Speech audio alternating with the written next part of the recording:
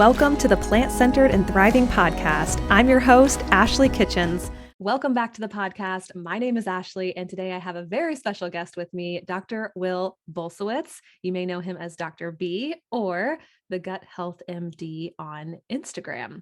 Dr. B is an award-winning gastroenterologist, internationally recognized gut health expert, and the New York Times-bestselling author of Fiber Fueled and the Fiber Fueled Cookbook, which just came out. We'll talk about that.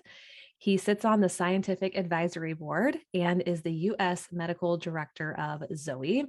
He's authored more than 20 articles published in peer-reviewed scientific journals, has given more than 40 presentations at national meetings, presents to Congress and the USDA, and has taught over 10,000 students how to heal and optimize their gut health. He lives in Charleston, South Carolina with his wife and children. You can find him, like I said, on Instagram at the Gut Health MD, on Facebook also at the Gut Health MD, and his website is theplantfedgut.com. Please join me in welcoming Dr. B. Welcome to the show, Dr. B. Thank you, Ashley. It's a pleasure to be here. I'm excited. I'm excited as well. So before we get into everything, can you start us off by telling us how you became plant-based? Well, it wasn't a plan. In fact, if you went back 10 years ago and you told me in the future you will be plant-based, let alone like someone who's advocating publicly for a plant-based diet, I would have told you you're crazy. There's no way. There's no way. Because 10 years ago, all my favorite foods were like not the plant-based foods. I mean, yes, there was, if I went to Jimmy John's, they put like alfalfa sprouts on my Jimmy John's submarine sandwich. Of course. But that was like, that was like the extent of it, There was no dedicated interest or desire to increase the amount of plant food in my diet. But what happened is that I was in my medical training. So I'm a gastroenterologist, and it took me 16 years from the beginning of college for me to actually finish all of my training. So 4 years of college, 4 years of medical school, 4 years of residency because I was also a chief resident. And then 4 years we were just talking about this a moment ago, at the University of North Carolina, where I was in a combined gastroenterology clinical training and also an epidemiology training at the School of Public Health. And so anyway, so 16 years. And in this process, it's hyper rigorous. I found myself in a situation where I needed to find shortcuts. I needed to prioritize convenience in my life because I didn't have any time. That led me to eating a very unhealthy diet filled with junk food and a lot of fast food. And I won't lie, I loved it. Like it tasted great, and it was inexpensive, and it was quick and low effort, and it checked a lot of the boxes of what I needed in that moment. But the problem is I didn't anticipate this, but I was suffering consequences. They were more long-term consequences that came along slowly over time. I became unhealthy. I was in my early 30s and I was 50 pounds overweight. I had high blood pressure, high cholesterol, high anxiety, low self-esteem, low energy. Basically, I just wanted to curl up under a blanket in a dark room by myself and be left alone. Like that's where I was. Things in my professional life were way beyond any expectations that I had for myself. People would think that everything was perfect, and I didn't feel that way. Yeah. I knew I needed something to change.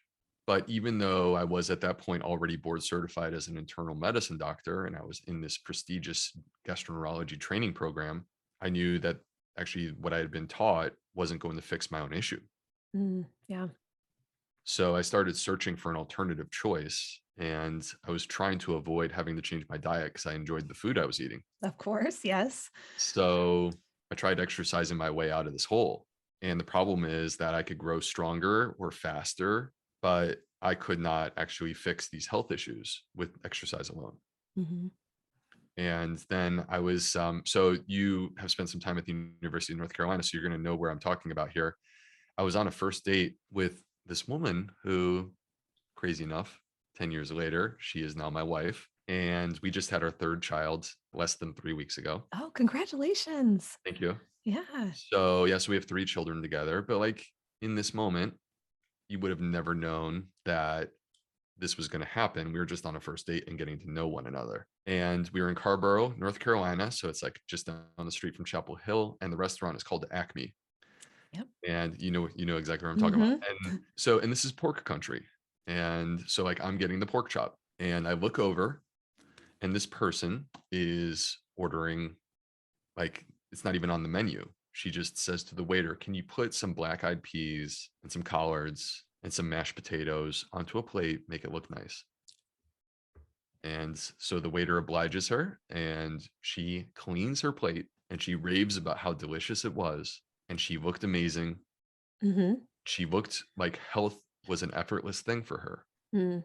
Yeah. And I have been struggling. And that was enough to open up my mind to the possibility maybe the food that I love, maybe the food that I was raised on and is celebrated in our family is in fact causing harm to my body. And so I started with a very small change. This was not a radical or revolutionary thing. You know, I still needed convenience. I was an early 30s single male and I was not a gourmet chef. And so I went home one day. Instead of going to Hardee's for dinner, I went home and I pulled out a blender and I threw a bunch of stuff in there and I pressed the button. And there were about 35 or 38 ounces filled with green smoothie there. And I drank it and I felt amazing. Ah, yes. And it energized me. And I felt like prior to this, there was this weighted blanket that was like covering my body and was holding me back. Mm-hmm. And I felt like this was lifted. Wow. Like, like I have just discovered something that my body has been starving for. Yeah. And it was enough for me to say, I want to try that again and feel that way again. And so I came back and I did it again and then again and then again. And then I stopped thinking about it, it became a habit. And then I started to address my coffee issues Mm. Yep. with too much sort of like Splenda and full fat dairy. Then I started to address my soda issues, drinking 2 liters of soda a day. And I started making these changes. They started adding up. And, you know, within a few days, my skin is clearing and my hair is starting to grow thicker. My energy levels are surging. Mm. And over the course of months, my, weight starts to rapidly decline. And I start to feel empowered the way that a man should feel in his early 30s. Yeah. Yeah. I like that you highlighted too. It wasn't this radical change that you did overnight. It was really one step at a time that you took to kind of get there to where you are today. I don't believe in radical changes, even if you're motivated by the ethics of animal welfare and the environment. I believe that we have to first acknowledge, even if the motivation is to be completely vegan and you are nowhere close to vegan, we have to first acknowledge the way that our body works. Our body is not designed for radical change. Our body is designed for adaptation, Mm-hmm. much like exercise. You Yes. don't go to the gym on day one and lift, 270 pounds on the bench press, Yep. right? You start with the bar and Mm-hmm. nothing else, Yep. and then you work your way up from there. Yeah, So you have to absolutely. start low. Yeah. Yeah. Yeah. Diet is the same way. I think that's great. And we talk a lot about how to like make this lifestyle sustainable for you. And part of that is taking things step by step. Yeah, totally. And so I think that it's an important message because it has to do actually with our gut microbiome. And our gut microbes, what's exciting is that, so first of all, living inside of us is this complete ecosystem of life, just teeming with life, wall to wall life inside of us. And they're not human. They're not a part Mm. of our body. They're as alive as you and I are. And there's 38 trillion of them, which is a crazy number. Yes, it is. And trying to quantify this, if we open our arms as wide as we can and we pull down all the stars inside our galaxy, that's about 100 billion stars. We would have to put 380 galaxies full of stars into our colon Wow. in order to match this number that actually truly exists in every single one of us. Well, this life is there for a purpose. They're not just hanging out. Mm-hmm. We evolved with them and they are actually integrated into our physiology. Like we need them for digestion, our metabolism, our immune system, our hormones, our mood, our brain health, all are connected back to these microbes. And what's exciting is that this life force is not something that is rigid or stuck or that you are born with and can't change. It is adaptable. And the choices that you make today will impact the microbiome by tomorrow.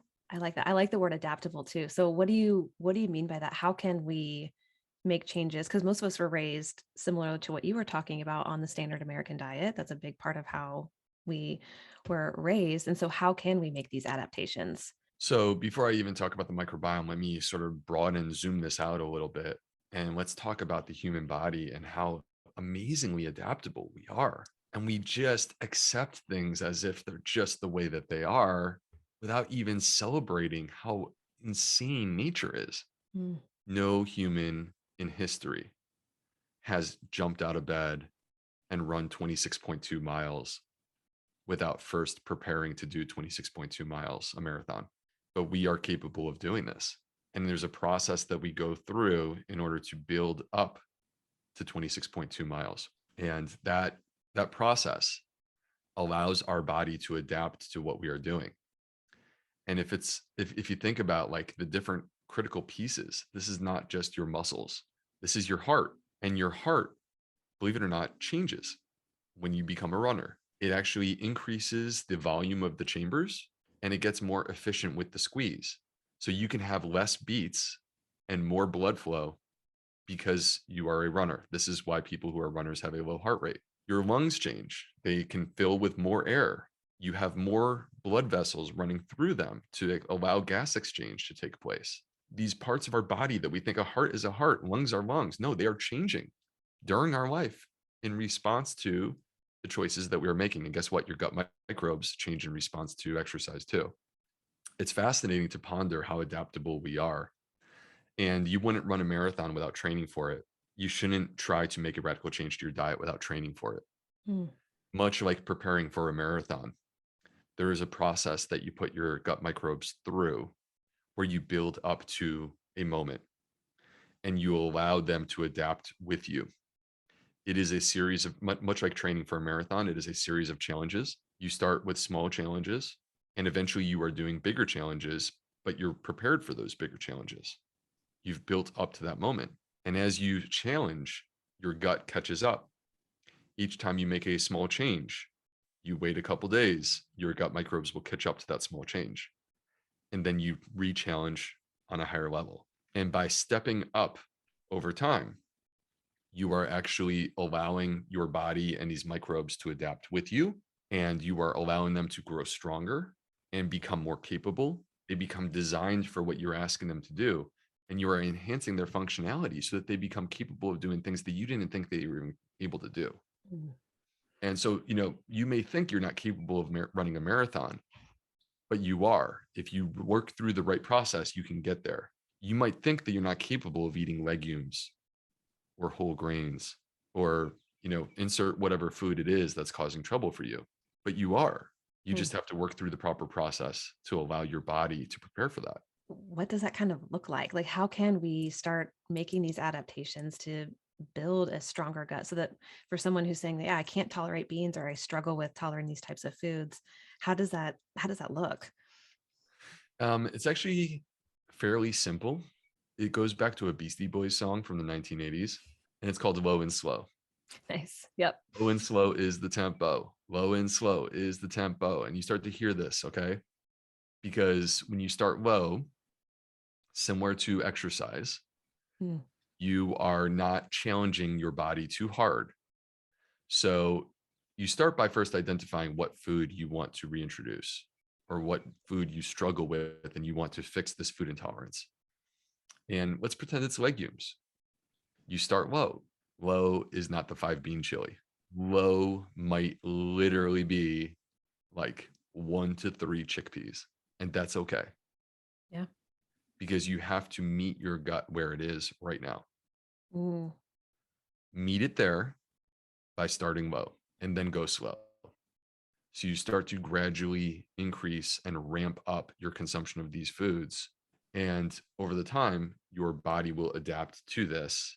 And you eventually get yourself to a point where you are no longer being specific in how much food you're consuming, because you eventually find that you get yourself to a place where there is full functionality, there is no restriction, and now the training wheels are off. Mm. You're just eating. So, Dr. B, you're telling me that if I struggle with eating beans, it's possible in the future that I can create a gut that will digest them just fine, or I can tolerate them just fine. 100%. 100%. There is no doubt in my mind. But the issue is that you have to accept that the solution is not deprivation. Mm. You have to accept that the solution is actually reintroduction. Hmm. And to create an analogy that will help people to understand this, we tend to believe what our intuitive mind tells us. Like, oh, if it causes pain, then it must be bad, Right. right? And if it feels good, then it must be good. Yep. But that's not true. When I was eating the junk food, fast food diet, I felt great when I was eating the food, Of course. right? That doesn't mean that it was good for me. Yeah. And we can all think of a lot of sort of substances that you could introduce into your body that make you feel good. That doesn't mean you should be doing them. Yep. When it comes to pain, there are scenarios where I'm not saying the pain is good. I'm not saying embrace the pain. I'm not saying that. What I'm saying is that sometimes the thing that can cause pain, you actually just need to rehab to overcome Mm. the pain. If you hurt your knee, there is one solution that allows you to exist without pain in your knee. Stop walking, Yep. and you will suffer the consequences of that. No one makes that choice, because we all want the functionality of being able to walk and run and play Mm-hmm. tennis or basketball, right? We want to restore that functionality and be back to that. And the process of restoring functionality is not avoiding the knee.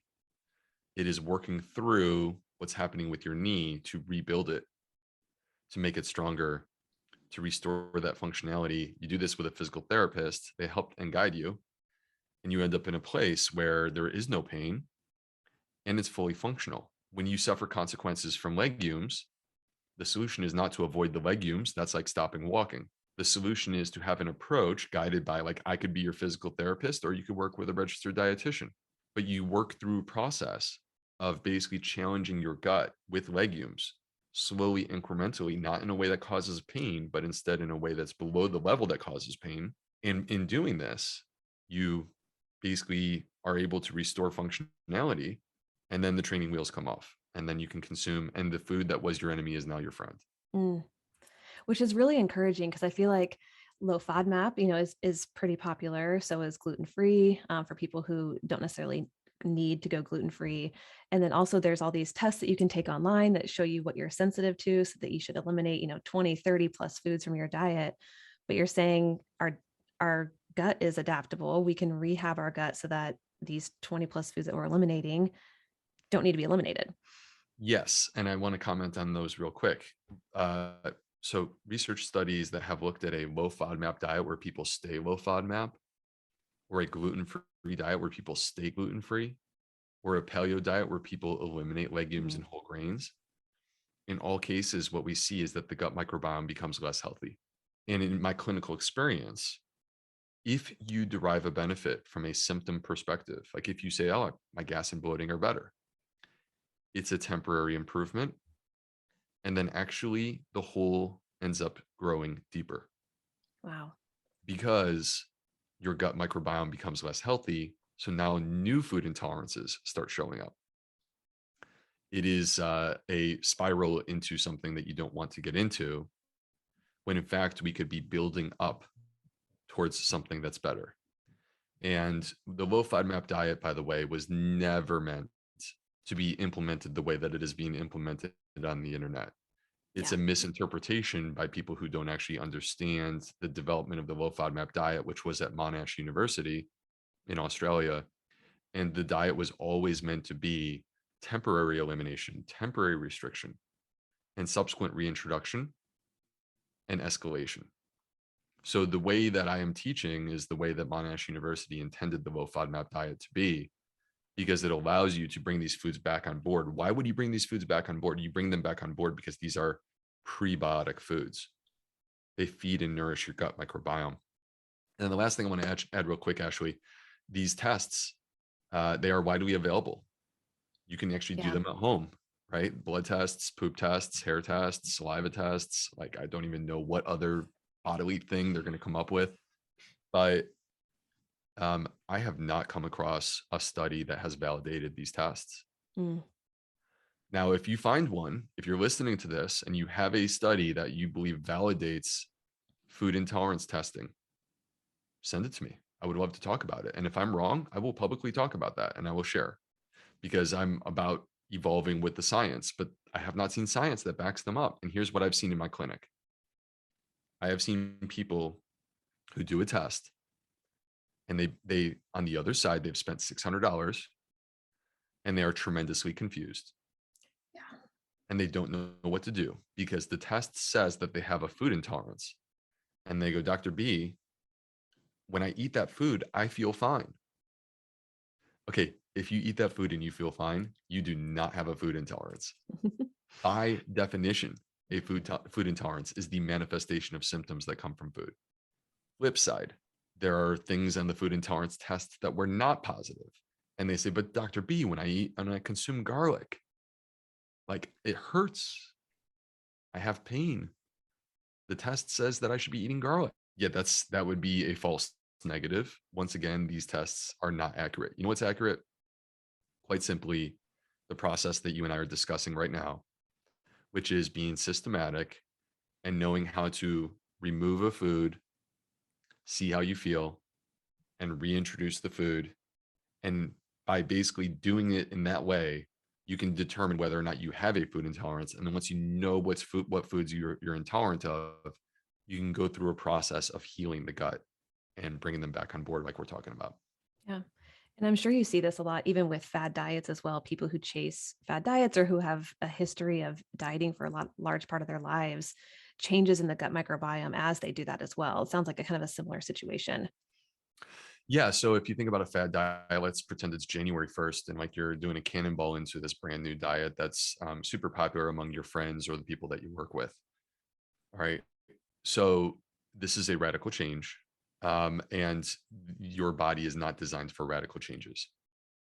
And you are putting a stress or a strain on your body in doing this. We are very familiar with the idea of yo-yo dieting. This is what happens when people often do fad diets. The reason why is because your body is not adapted to what you're doing.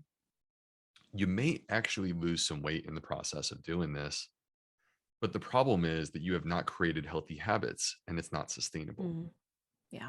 And so you get into 30 days and you're not really truly more well off for it, even if you have lost weight.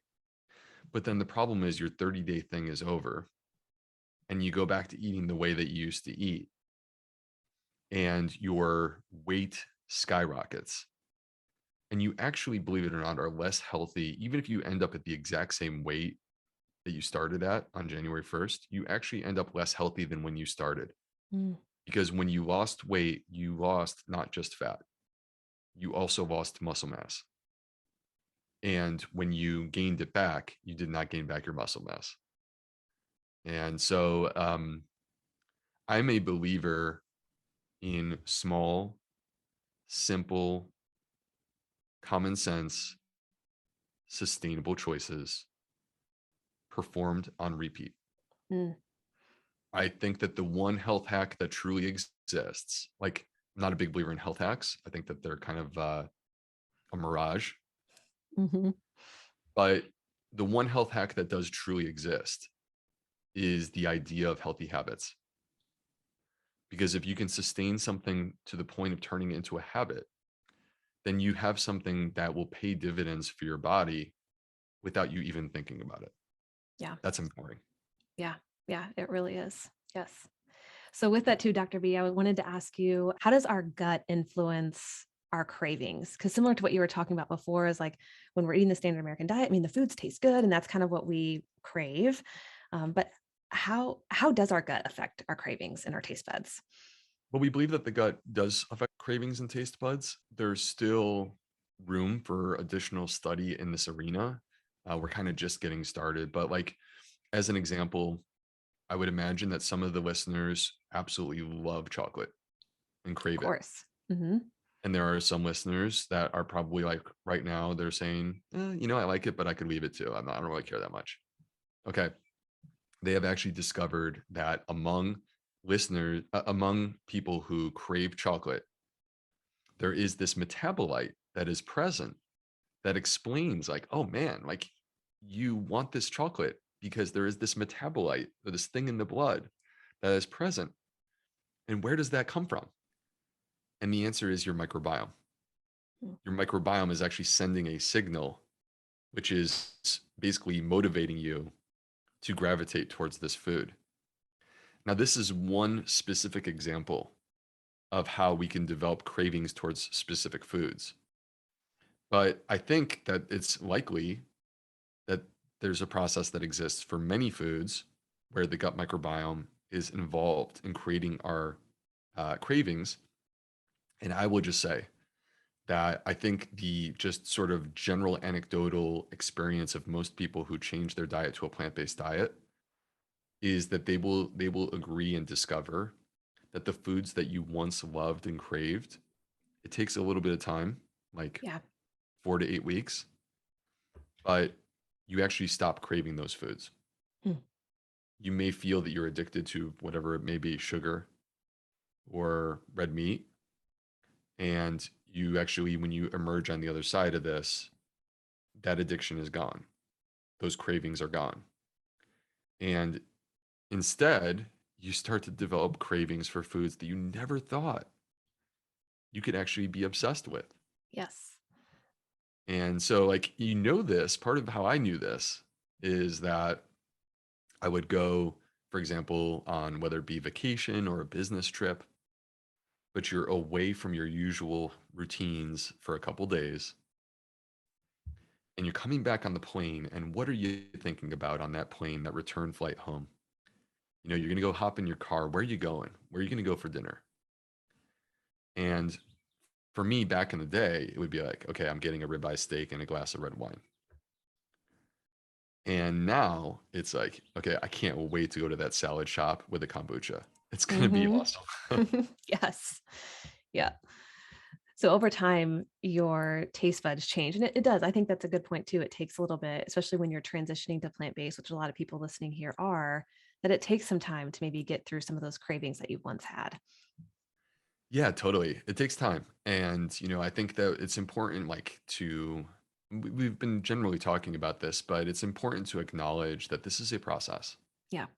Yep. And it's kind of like taking following a trail. All right. So it's not a roadmap, it's not precise and perfect. You're exploring and you're moving towards your goal, right? Your goal is to, like, end at the other end of that, like end at the other side of that trail. Maybe it's the top of a mountain with a beautiful view, something like that, right? You want to get there, but it's a journey and it's not a perfect journey. You might stumble on a route. You might take a pause off to the side for a little bit and get Hmm. lost, right? But at the end of the day, if you make progress and you ultimately get to that end point, which is your goal, you should feel good about yourself. You have accomplished Yeah. it. Yeah, definitely. Well, I wanted to switch gears and ask you about probiotics. Should we all be taking one? When should we use one or shouldn't use one? Or what are your thoughts on that? So, probiotics are living microbes that have been demonstrated through clinical research to have benefits for human health. You have to fit those criteria. You have to be a living microbe, and could be bacteria, could be fungi. You can't just be any bacteria or fungi. You have to actually have clinical research backing up that you can help humans. Probiotics exist inside of us, they're already there. And quite simply, if you feed them, they will become empowered. Probiotics exist in fermented foods. There was new research out of Stanford University, actually, a couple of my friends, Professor Christopher Gardner and Professor Justin Sonnenberg, found that in a 10-week clinical trial, when people increased their fermented food consumption basically from nothing to consuming fermented foods on a daily basis, over 10 weeks, they increased the diversity in their gut microbiome, and they reduced measures of inflammation. So those are, to me, two options that every single one of us should be doing. We should be feeding and fueling our gut microbes that are already there, and we should be turning towards fermented foods because most of us are not. Mm. Do we need a capsule that contains probiotic bacteria? The answer to this is, I think, a little more nuanced than perhaps what you will hear on the internet, where people tend to have very quick, quick opinions Hmm. on they work or they don't work, period. End of Yep. story. And so here's the issue, Ashley. You have a background in public health. Let's talk about randomized controlled trials. Great. Okay. So this is the gold standard. We basically are acknowledging these as the best test aside from a systematic review and meta-analysis. We're compiling, the totality of data and sort of eliminating bias. But like a randomized controlled trial, we will compare two things. So like if it was a probiotic trial, we will take a group of people and we will give them, a month of probiotics, and then they will cross over and they will do a month of a placebo. And they can't tell the difference. And in a perfect world, we don't know the difference either. And they're just doing this and they're reporting how they feel. And then after it's all over, we basically, compile the data and we say, okay, well, this is what we see. Do the probiotics work? Okay. In order to say that the probiotics work, it has to be like a significant difference that we can measure with our statistics. Here's the problem. There's a problem with randomized controlled trials. They're imperfect because they are population averages. Mm. And we are unique individuals. You have a unique gut microbiome. There is no one on the planet with a gut microbiome like you, Ashley. Same goes for me. Same goes for the person listening to us at home right now. 8 billion people on this planet. Not a single two people have the same microbiome. Identical twins. How many microbes do they share? Only about 35%. Wow. Okay. We are completely unique. Yeah. Our response to a probiotic capsule is going to be completely unique. And it is not appropriate or fair to take the person who in a clinical trial did see a radical improvement in their quality of life on the probiotic relative to the placebo and tell them that they are wrong when the population average perhaps did not show that difference, right? Because the population average is taking into account all these different microbiomes. Yeah. But in the population, there are going to be this subset of microbiomes that they need or they really do well with this probiotic. And there's going to be a subset. In all cases, there's going to be a subset that they don't actually do well with this probiotic. It doesn't help them. So it's not about like, what does the randomized control trial say? And this is not being anti-science, by the way. This is actually just being nuanced with the science. And I know you can appreciate that, Ashley. Yes. But the answer to this is more personalized. We have to be willing to say, do I feel better with a probiotic? So I would always argue the first step should be diet and lifestyle. The first step should be prebiotics to empower what we already have and fermented foods. But speaking as a gastroenterologist and having dealt with a lot of people who are suffering, I've seen a bazillion people who have really, really seen improvements in their life with a probiotic. Yeah. And if you are one of those people, it's a trial and error thing, right? Because we don't know. It's not about the population average. It's about you. Does this help you?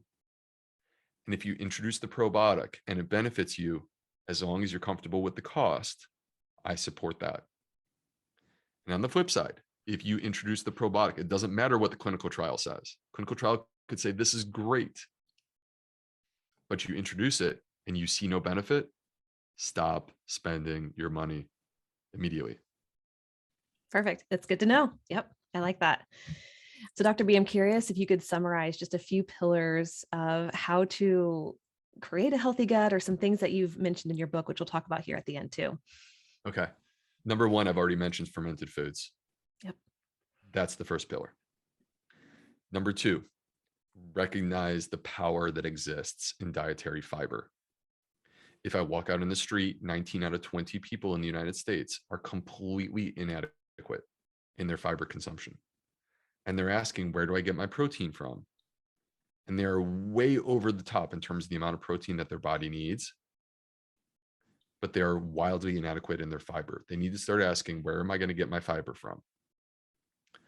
And the reason why is because in my favorite fiber trial of all time, this was a systematic review and meta-analysis, Andrew Reynolds, The Lancet, 2019. Dietary fiber, when we consume more of it, you are less likely to have a heart attack, less likely to die of heart disease, less likely to have 3 types of cancer, less likely to die of cancer, less likely to have a stroke, less likely to be diagnosed with diabetes. These are 4 of the top 10 causes of death in the United States. We could be addressing our public health issues by simply consuming the appropriate amount of fiber. And the reason why it works is because fiber is prebiotic. It is fuel for your microbiome.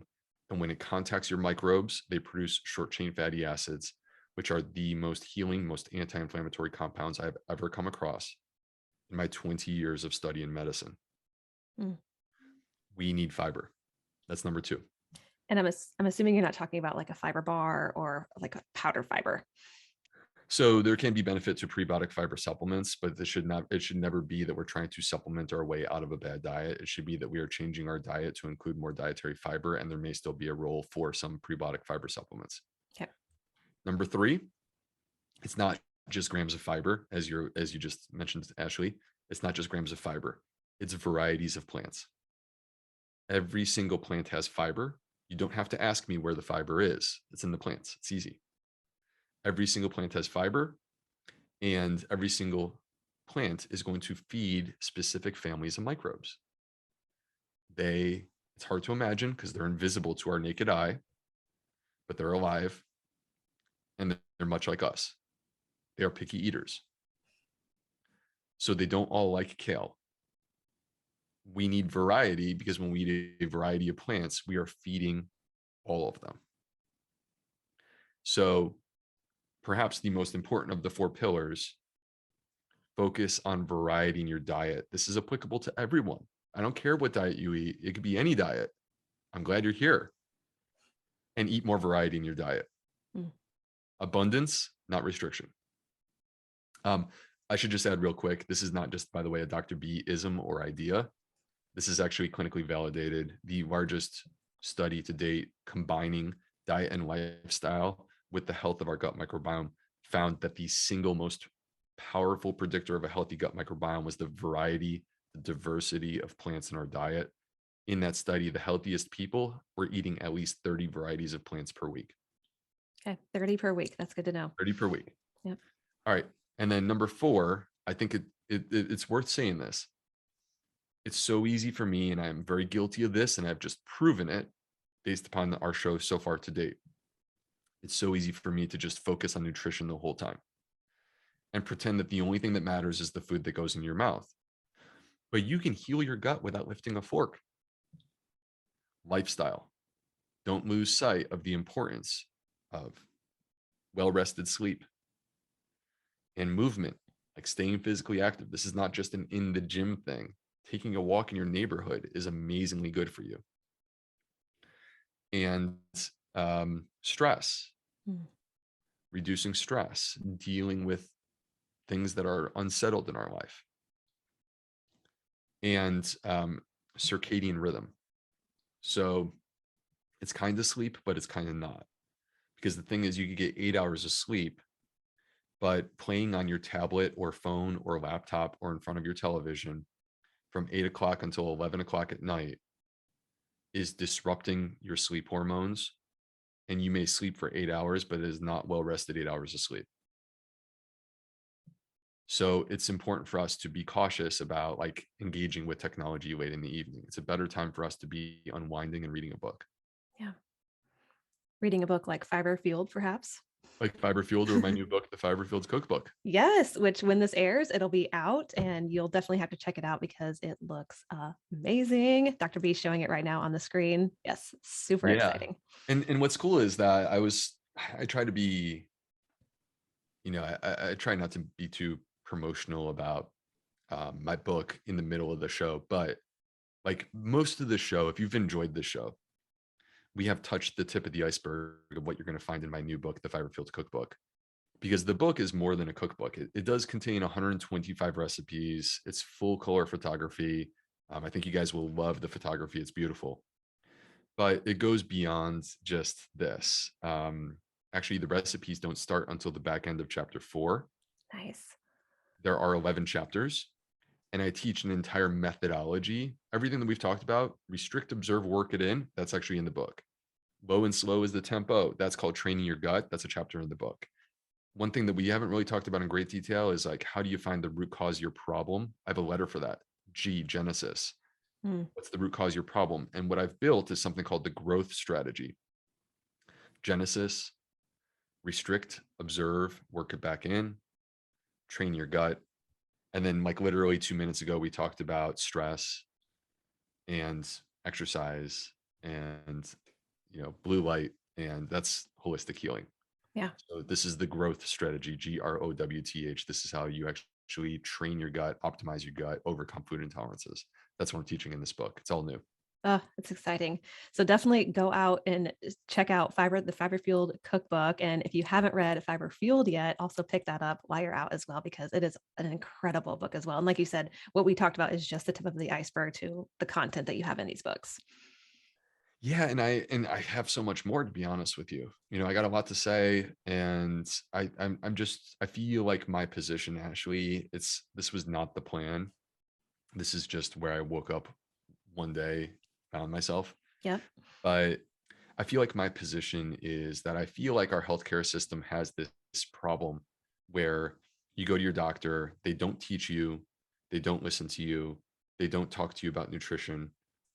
And if I could empower you by teaching you and talking to you about nutrition and making it so that the time that you spend with your doctor is valuable time, then I can make a meaningful difference in your life, even though I'm not directly your doctor. And that's kind of what my platform has become. Fiber Fueled was a book about, okay, like, let me show you this exciting revolution that's taking place in science and how you can eat to empower your gut microbiome. It's crazy. Yeah. And it's awesome. That's Fiber Fueled. And now the Fiber Fueled Cookbook is like, okay, cool. Now that I got your attention, let me help you actually do it. So unhealthy gut, or like you're struggling with food intolerances, let's fix that. Let me show you how. The growth strategy. Doing pretty well, but you want to have more variety in your life. Okay, cool. Got 125 recipes for you. Let's do it. You're not eating fermented food? Okay, I got a chapter on that. Let me give you some recipes. We can make sourdough. We can make fermented salsa. We can make fermented carrot sticks. Like, I got a lot of choices for you. It's not sprouting. Oh my gosh, we all should be sprouting. Let me show you how to do that too. So it's really about making it your own, acknowledging your unique biology, finding what works for you, but me putting on the table all of the tools, and then you get to choose what you want for yourself. Beautiful. That's really exciting. So, well, thank you so much for coming on the show and just sharing your wisdom. We really appreciate it. And like Dr. B said, definitely be looking out for Fiber Fueled Cookbook, which is out now, and then check out the Fiber Fueled book as well. Dr. B, again, thank you so much for coming on. It's my pleasure. And thank you everyone for listening and hanging out with us. And if you want to connect, come find me at theplantfedgut.com. I got an email newsletter that people really love. I got free resources that like are in addition to these books that you'll find on my websites. And then you can find me on social media as the Gut Health MD. Yes, definitely check out Dr. B on Instagram. He's amazing. He's always posting content, which is fascinating. So absolutely. All right, Dr. B, thank you so much. My pleasure. Until next time, keep thriving.